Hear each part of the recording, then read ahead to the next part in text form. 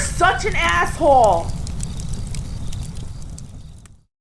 Once upon a time, there was a young man named Cappy, and he got all of his work done, and he went to bed, and then he woke up, and instead of going and having fun, and maybe playing some video games and relaxing, getting some money, no! A bunch of new requests came in, and they all paid. And Cappy was happy to have the employment. It sucks. To quote Chris Beckloff, but he was quoting somebody else, the only thing worse than having a job is having no job. Oh, alright. Hello, Cappy, 26-year-old black male in the Carolinas, supposedly 120 IQ for whatever it's worth. That's worth a lot. One test gave me 131, but I'll use a lower score. It's not bad. You ain't cheering on Schmo McSchmo to throw the ball over the hoop and through the uprights faster than John McJohn. I graduated out of technical college with an X-ray license after transferring from a shitty first year in university, my only debt being from that first year, $5,000 in tax refunds and grants kept me from going too far down the financial hole. Good. I moved out of my hometown with another family member. Since before then, I lived with my grandparents for most of my life. Stuck with a restaurant gig for 3 years on top of juggling janitor work in the mornings. I haven't gotten past the interview phase on X-ray related job prospects, let alone a doctor's office. A family member I'm staying with insists I head back to college, but back then I didn't have car payments and rent looming on me. Wait, now you got a car? How do you have a car payment? Wait, guys, I can't help you if you do really great in this. Look, you have a boat. It's called the USS and this is not a Titanic designed boat where you have compartments that can flood. Maybe it will float, probably not if it hits too many, but it's not like that. You have one hull, one under par, whatever, down under, whatever they call the boat.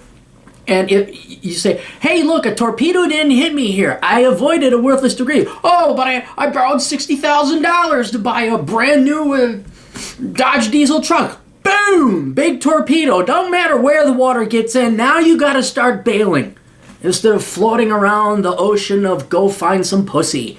And now you can't. Now you're... Sorry. Got a little cold, I think, coming on.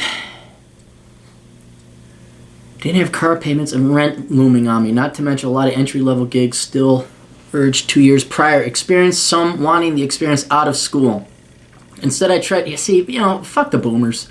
Just keep applying anyway. Go in there and when you see that, say, I don't have the experience, but where am I going to get the experience? Now, if you could be kind enough and charitable enough to me to invest in me a little bit now, I'll come in extra, I'll do extra work just to get on par, just to get up to speed so I don't inconvenience you, and probably in the long run be better than somebody with 2 years experience.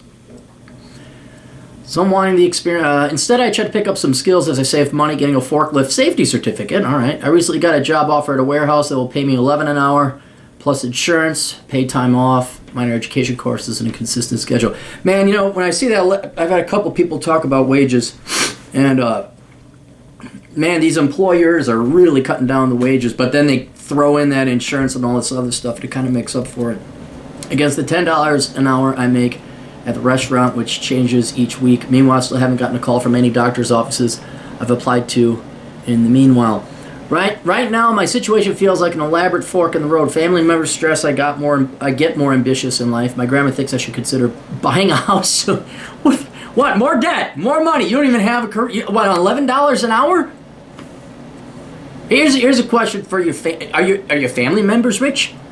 Do they know? Because I'm not going to go ask some bum with a cup in his hand who's begging on the street corner for financial advice. But I don't want to get any more debt than I have since I'd be barely in the green without car payments in my name. $7,000 loan, by the way. I plan to move to a cheaper apartment with a friend later in the year, regardless of my path, having plenty of savings, $3,000 savings, $3,000 IRA. Look at you, you got an IRA, that's a good man. You managed to squirrel a little away. I'm moving money after my tax return. My primary plan is to work the warehouse gig at night for a year or so, move to another job that wants warehouse experience, and make roughly $15 an hour on average, and pay the loans off. Family members warn me about the usual temperature and environment of a warehouse. What? Like they don't have air conditioning down south? But considering I clean toilets in the morning, girls are way worse than guys on average on that front. excluding menstrual issues. I plan on taking the do what nobody else wants to do route on job selection. Just finished Black Man's Guide Out of Poverty. Well, good for you. I am really not being ambitious enough. Am I really not being ambitious enough on this job plan? Am I letting my past $5,000 mistake hold me back, or is this another thing to add to the don't try till you're 35 folder? Leaning to this being a video request, if only to help more 20-somethings. All right. I had a couple questions you answered. You graduated in 2015. All right, so you've been out a bit. But I volunteered at a nearby hospital when things were dry running during the first year of hunting for jobs. Granted, I was shit at job hunting then. There's quite a few clinics around, whether it's walking distance or a very short drive. Chiropractors and dentists abound. I had to take a state exam on top of the certification. I'm fully certified to do it. That's what I was wondering. It's like, oh, did you get a certification, but now you still have to do something else to do x-rays at doctors, urgent care clinics, or hospitals that operate similarly. During that first year of college, my doctor said he'd never pass. Oh, and I asked you about the military, that you never passed physical training. But I'm closer to average weight after being in the workforce. If anything, I'm at least tempted by the trades. The highest level of math I got through was AP Calculus. See, with an IQ of 120 on the low end, you tested 131 at one time, and so that's on the low end. You can do whatever you want. I think engineers, what is it, average engineers like 110, 115 or something. You're above that. But this is, I think I wrote a post or did a video on the escape velocity of poverty, and this is kind of what you face. Is, okay, that'd be fine if you could afford a 4-year tuition. You have the brains to go and become a chemical engineer or a doctor, whatever you want. But you don't have the time or the money, and so you got to take incremental baby steps. Okay, first get the certification. Smart move, 1-2 years, most in college. And now you work at $20 or $22 an hour. All right, now you save up some money, you take some classes at night, and you get your prereqs out of the way, and then you go into electrical engineering or something like that. And then after 4 or 5 years, oh, now, okay, you're not even 30 yet, and you got a job offer for 55, 60 with benefits.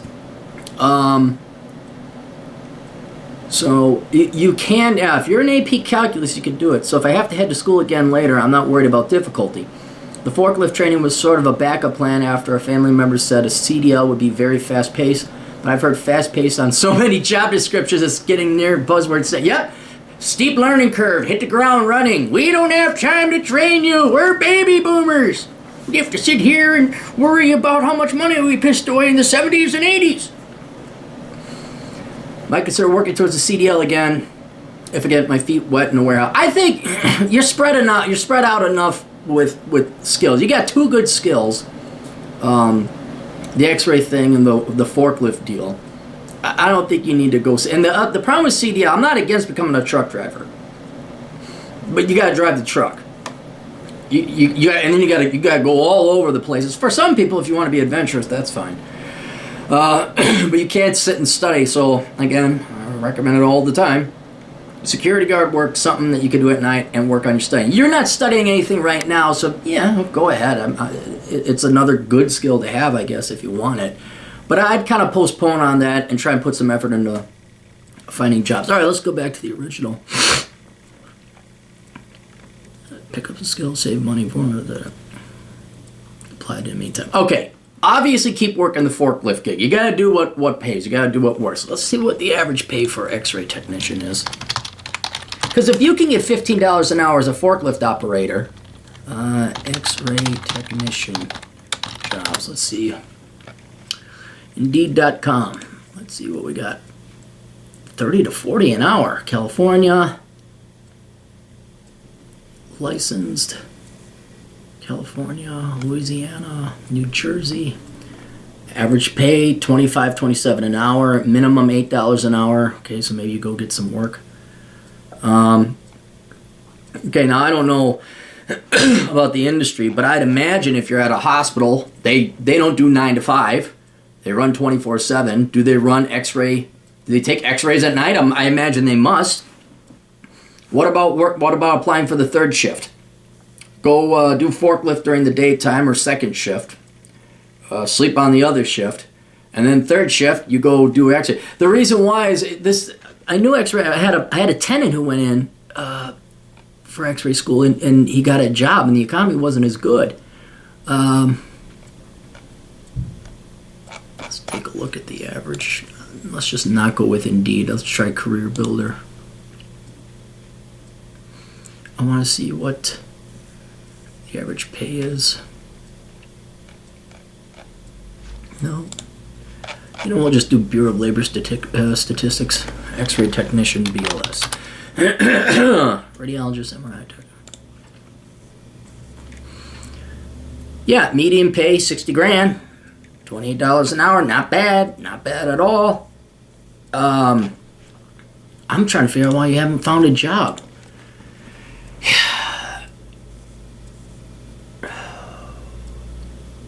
Just thinking it through.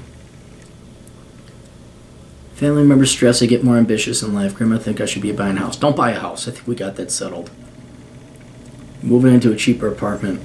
Can you get month to month? Here's what I'm thinking is you put your time and effort into this. Can you apply to other towns and out of state? You're not stuck in your area unless you signed a lease. And I'm going online and the labor market's telling me 60 grand median, not starting median.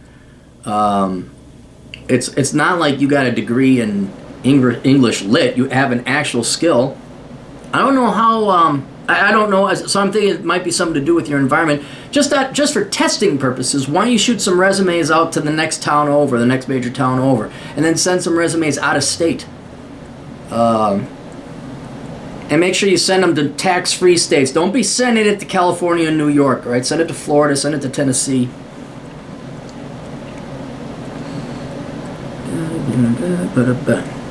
My primary plan is to make the warehouse gig at night for a year or so, move to another job that wants warehouse experience, make roughly $15 an hour on average, and pay off the loans.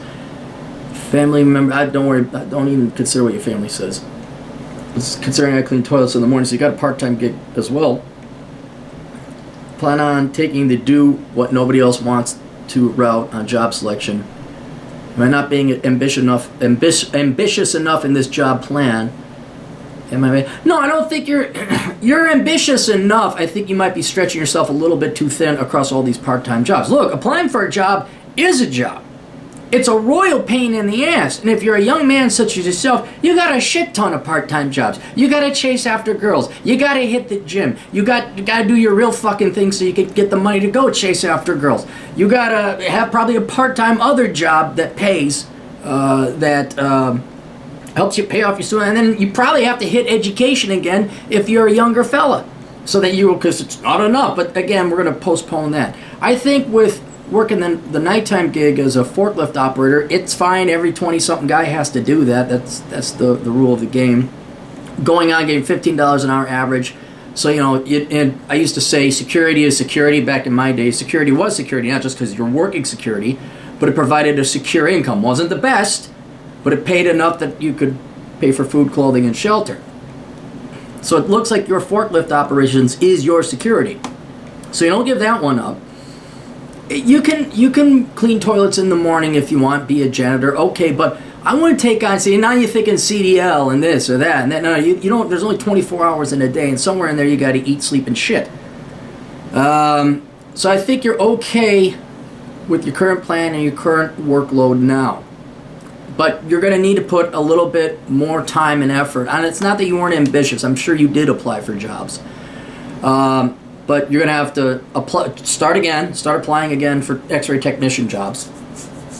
Ideally, it would be in your town. So apply for jobs there. Maybe try a little bit harder, but I don't think it's volume. I think it's tactics. I think it's technique. So change up some variables. Like I said, send resumes out of town, out of state, to see if it's similar. Because if all of a sudden they say, yeah, come on in for an interview, then you know there's something wrong with your town. Right? Maybe it is flooded. Maybe there's a school, I don't know how many X-ray technicians your school generates, but maybe that one school is flooding the market. And you get 100 miles away out of radius, all of a sudden, well, we ain't got none, come on in. So do that all across the country. Even if you don't have an intention of working there, send the resumes out. Don't go too, well, for shits and giggles, sure, send one out to Alaska if you want. Shit, they may be happy. Holy shit, you want to come to Alaska? Come on. That'd be good. Black man in Alaska. You go complete opposite side of the country. That right there would be an adventure and something to tell your family and friends. But more scientifically, methodically going through, send resumes out. I'd recommend St. Petersburg, Tampa area, fun area. So in case they do have an interview, not too far away from where you are. Try Tennessee again, no state income. Louisiana, Texas, maybe go up north a little bit, Virginia, Indiana. No, don't go Indiana. They got local income. Texas, Kentucky. Shop around, see what the results are there. And then, if you're still not getting responses from that, then you know there's something amiss. And that happens just because the wages are high and median salaries are high doesn't mean that translates into high demand for employment. So that's what I would recommend doing. Hopefully one of them bites. Hopefully one of them, locally, so you can stick around, not break your lease, pay off your debt, keep your forklift job going, and then your problem is kind of over. If none of them bite, then what I would do is go on the discussion forums of x-ray technicians, or heck, just call up the hospital, and this would be another change of tactics. Go right into the hospital, say, I'd like to talk to the x-ray department, and then just ask them like a chief person, Grand Poobah, I'm just picturing sign, Grand Poobah of x-ray department. Talk to the Grand Poobah of x-ray department, walk into his office, say, look, I did this x-ray technician thing. Is there a flood in the market? I've sent resumes to different places. I thought maybe it was a local economic issue, but there's no, what's going on? I mean, tell me. And then you can, if you don't want to go down to the hospital, though I think you should, go online. There's got to be discussion. Here, we look it up right now. Discussion forum X-ray technicians. Rad Rounds Radiology Network, right there, right there. Out of fucking internet, out of fucking this is wonderful. Introduce myself. Introduce yourself as radiology technologist. Time is running out. How old are these posts? Radiology tech salaries. Oh wow, this is going back. Never mind. This looks like this is from 2011. Average tech salaries in Louisiana are 19 to 23 right out of school, throwing some on-call bonuses and overtime work. When I graduated, it was a dismal $9.15 an hour. Okay. Well, you know what I'm saying. Poke around and try and find out why, I think going right to the source, be it a clinic, a dentist's office, or whatever, why it's so hard to find a X-ray technologist job. And we could keep trying at that, but if all of a sudden it turns out that there's some big gaping flaw we missed in the economy, and it's unlikely you're going to become an X-ray technician, all right, now you got to come up with a plan B. All right, now that then introduces, well, do I return to college? This is why I asked about the military. Again, I can't emphasize it enough. And I know the detractors. I know the people who are pacifists. I know the people who have moral issues. I know a lot of you who plain don't want to get shot. I understand all that. But if you go into the military, it's gonna. You said you're a little bit overweight, or you went past physical training. It's gonna be a hell. You're gonna spend less time, less calories of energy working out and getting in shape so that you pass the physical test and you can and you get in with the recruiter. Then you are sending out all these damn resumes and banging your head against this wall if it proves that becoming an X-ray technician is just not in the cards. So then, again, now you have plenty of options open in the military that you didn't before. Free food, clothing, and shelter. If you go full-time, you got that taken care of for a long time, and maybe it could be a career unto itself. Then you get the GI Bill, and now you can use that IQ of yours to, you could become an officer. You could go National Guard, you could go, well, what is it? If you enter the military, you go to school, but then you sign up for ROTC, but maybe that one. Anyway, maybe even that's an option. You go right to a 4-year institution, go through ROTC, they pay for your education, you go major in chemical engineering, you never have to deal with a job hunt ever again. 4 years in the Air Force or Army is Second Lieutenant Jones, and you never have to worry about, is it $11 an hour or $12 an hour? It's like, shit, no, I'm going to collect my pension and sit right here, although you wouldn't be able to collect a pension because it's past that time. So, at minimum, I would start evaluating joining the reserves of the National Guard because of all these other benefits that are conferred upon you and would help supplement your forklift driving income. Also, it's not that much of a time commitment. It would allow you to attend school. And that opens up a whole new world, right? Do you want to go programming? Do you want to go through Western Governors Online? Do you want to attend the local school? Do you want to become a welder?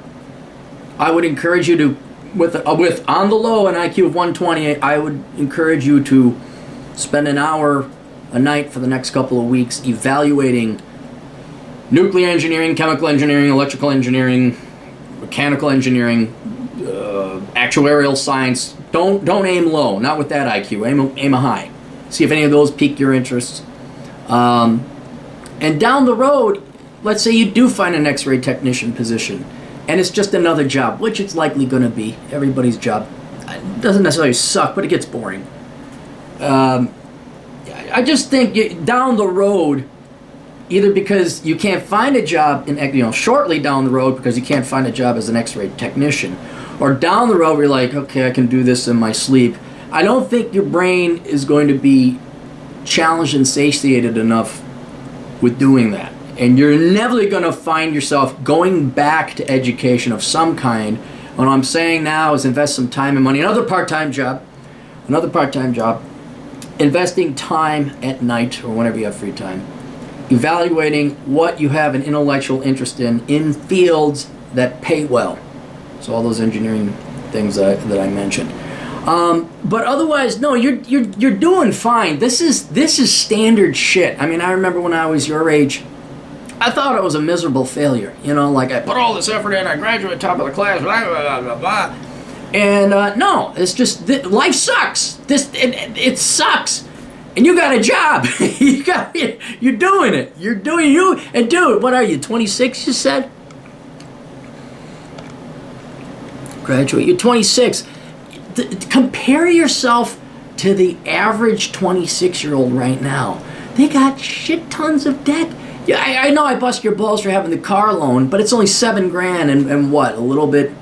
Maybe a little bit in tuition or student loans. That's nothing. These people got 50, 60. Some of these stupid gals went off and got master's degree and look at my vagina studies. They got $150,000 in debt, and they wish they could work as a forklift operator. They don't even have the skills to drive a forklift. So I'm kind of primary plan. Am I really not being ambitious enough in this job plan? No, your overall job plan is fine. Maybe a little bit stretched too thin. Like when you start to introduce CDL, this, that, stop chasing after shiny objects. And I don't know if that $5,000 is a mistake is a mistake. Try experimental application. Try a little bit. Don't give up on it yet. Or is this another thing to add to the don't try until you're 35 fold? Brother, see, that's the paradox. It's like you got to do something. All right. When I say don't try till you're 35, I mean don't sell your soul to the corporation and become the corporate man. Don't work hard because it's pointless. It's stupid.